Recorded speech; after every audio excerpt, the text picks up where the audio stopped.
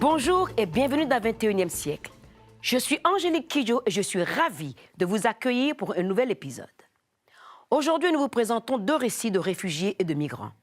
Fin 2015, plus de 65 millions de personnes du jamais vu se sont déplacées dans le monde pour fuir les conflits et la pauvreté. Les Nations Unies nous disent que le problème des réfugiés est la responsabilité de tous. Voici notre récit.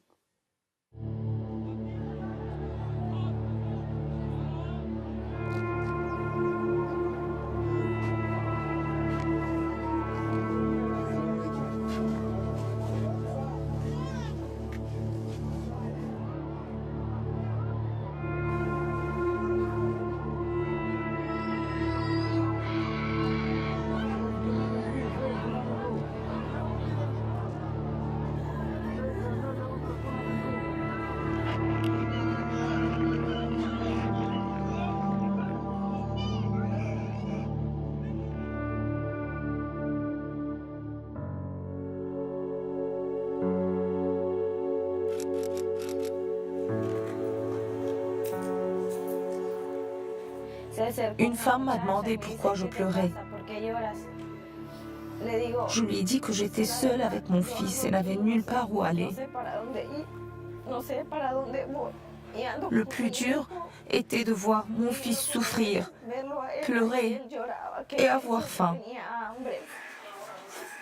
Ada, 22 ans, a fui son pays en Amérique centrale avec son fils, Brian, quand les gangs ont commencé à la menacer et à exiger une taxe de guerre. Le nom du pays qu'Ada a fui doit rester secret pour la protéger. La région est parmi les plus violentes au monde. Il frappait à la porte, criait qu'il fallait payer la taxe de guerre, que je ne connaissais pas. Je priais qu'il n'entre pas. Mon fils était effrayé. Il criait « Maman !» et il pleurait. Je savais que s'ils entraient, ils pourraient nous faire du mal pour que je paye leur taxe de guerre.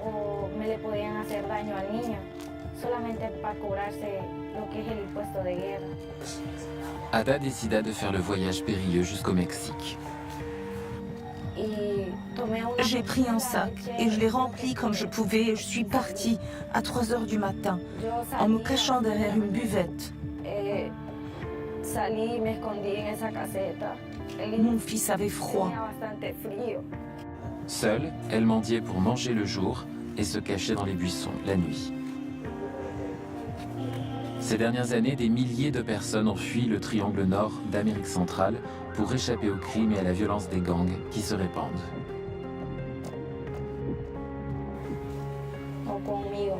Quand ils viennent pour la taxe, parfois ils violent les femmes et les forcent à devenir leur épouse.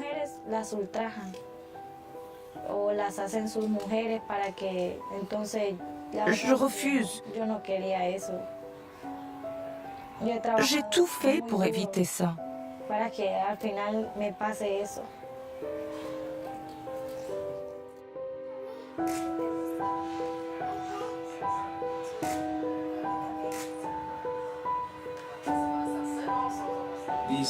Ces chiffres élevés ne sont pas que des chiffres. Derrière chacune de ces 65 millions de personnes, il y a un récit de peur, de dépossession, d'exil et de désespoir. Il ne faut pas l'oublier, il faut puiser dans cette conscience que ce sont des êtres humains qui vivent une expérience humaine. Il faut garder cela à l'esprit pour se rendre compte que nous devons régler cela tous ensemble. Personne n'est exonéré de cette responsabilité.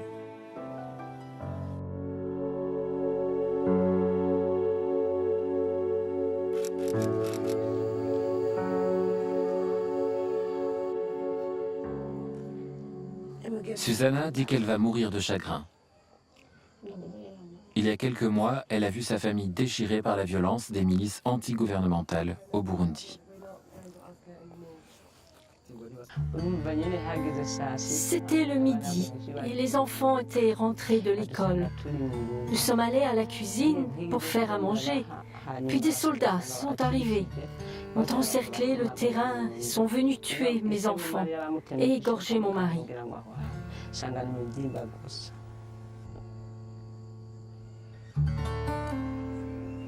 Ils ont même coupé mes enfants à la machette.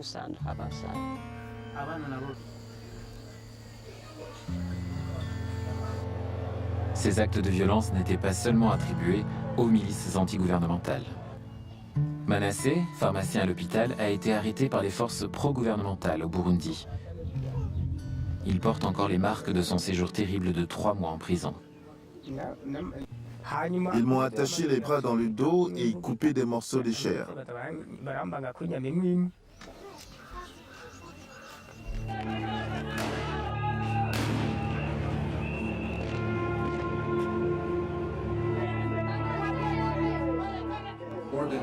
Plus de 270 000 personnes ont fui vers les pays voisins, surtout la Tanzanie, la République démocratique du Congo et le Rwanda.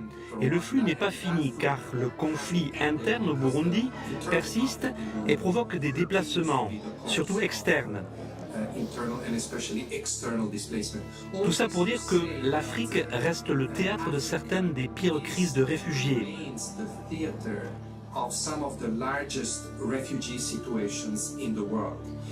Malheureusement, on ne lui accorde pas assez d'attention. Le financement des opérations reste faible. Aussi, il est important que l'attention politique accordée aux autres crises s'étende à l'Afrique. Parce qu'au bout du compte, comme partout, il faut la paix pour trouver une solution à ces millions de réfugiés et de déplacés.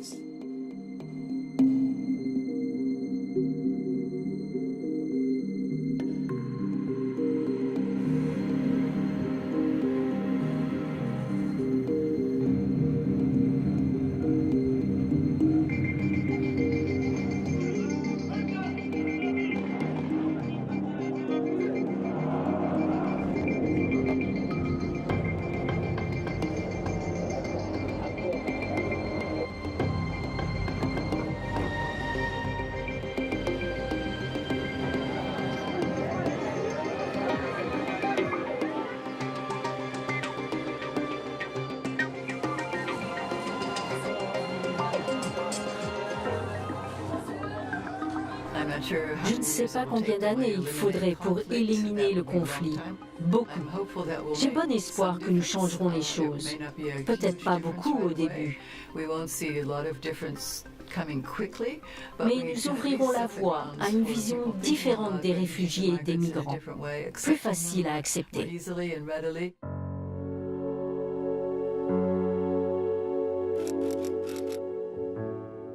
Sur l'île grecque de Samos, des volontaires comme Gabi aident les réfugiés qui débarquent près de chez eux pour échapper au conflit. Parfois, on se dépêche avec nos provisions d'urgence, dont des couches, des vêtements que je prépare, du lait et du jus pour les enfants. Doucement, doucement. Cette situation extrême révèle le vrai caractère des gens. Certains restaient au port, surtout les personnes âgées, et ils pleuraient en voyant les jeunes enfants trempés.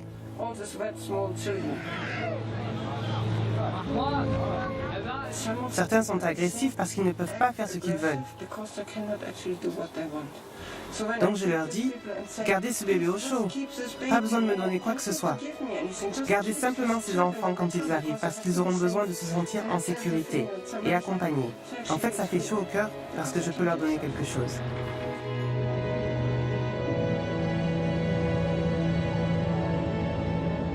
On dit qu'ils ont besoin de sécurité et de dignité. Ils ont besoin de voyager en sécurité, d'arriver quelque part et être accueillis sans résistance ou rejet, mais aussi de ce qu'on appelle l'inclusion. En arrivant, ils doivent se sentir les bienvenus, pouvoir apprendre la langue, trouver un travail, recevoir une formation, une bourse d'études. Voilà ce que nous essayons de mobiliser.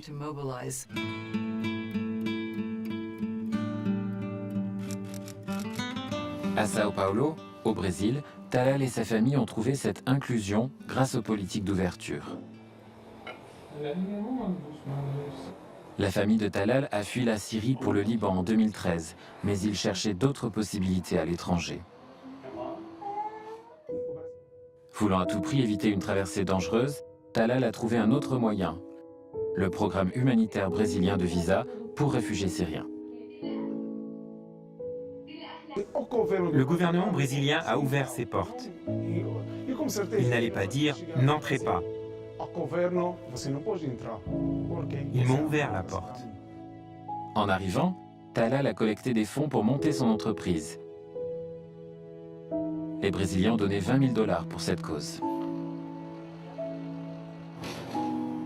Maintenant, sa femme, Ghazal, fait la cuisine dans son entreprise de traiteur en plein essor qui propose des plats syriens. Avec un peu d'aide, Talal se prépare à ouvrir un nouveau restaurant. Les Brésiliens m'ont beaucoup aidé. Grâce à leur soutien, je compte rester ici.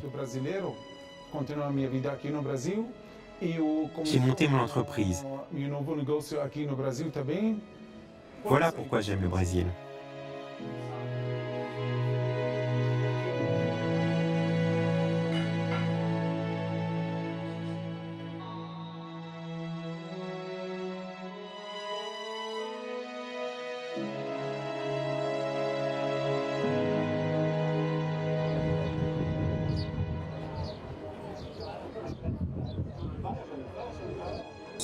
Sept ou 8 pays accueillent plus de la moitié des réfugiés du monde et de même 7 ou 8 pays couvrent plus de la moitié du financement de l'aide aux réfugiés et aux personnes déplacées.